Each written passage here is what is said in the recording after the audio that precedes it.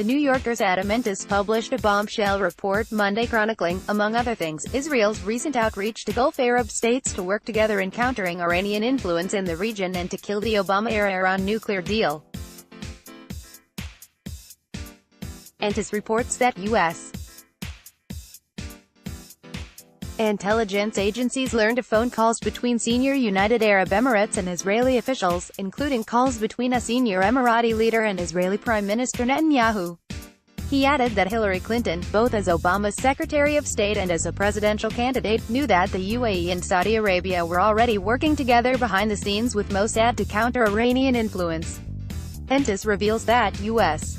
intelligence agencies picked up on a secret meeting between senior UAE and Israeli leaders in Cyprus. UAE does not officially have diplomatic relations with Israel.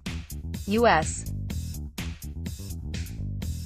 officials apparently suspected that Netanyahu himself attended the meeting, which centered on countering Obama's Iran deal. However, the Obama administration was never told of the meeting and both sides continue to deny it ever happened. We've got more newsletters we think you'll find interesting. Click here. Please try again later.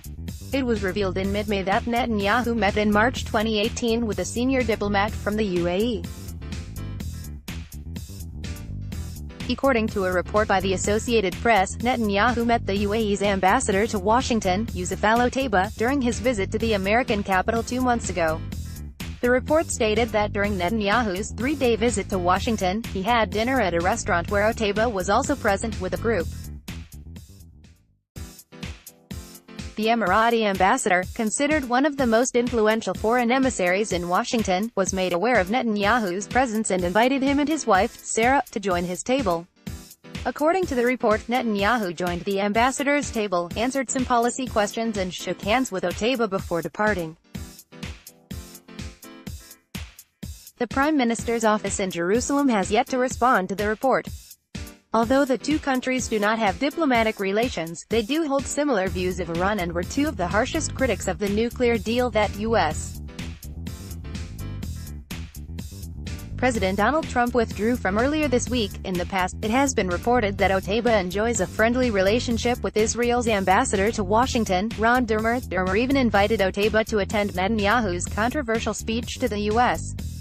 Congress in March 2015 against the Iranian nuclear deal, but Otaiba politely declined, the Huffington Post reported.